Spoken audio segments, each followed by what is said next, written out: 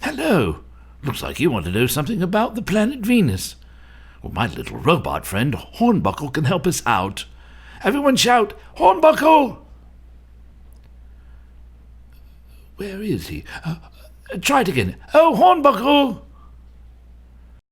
Oh, where is that silly robot? Oh, there you are. Hornbuckle, our friends here want to know something about Venus. What can you tell us? Venus? Well, Venus is the second planet from the Sun. It's a beautiful planet, isn't it? Why, yes, quite so. Named for the Roman goddess of love, Venus is the hottest planet in our solar system. Oh, thank you, Hornbuckle. You're kinda cute yourself. Please stop, Venus. You're embarrassing me. Oh, sorry, where was I? So Venus is indeed really hot. That's me. Hot, hot, hot.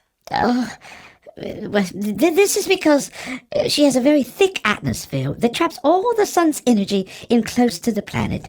It has more volcanoes than any other planet in our solar system. Oh, I think I love you, Hornbuckle. Please, Venus, there are others here today. Hornbuckle, is Venus your girlfriend?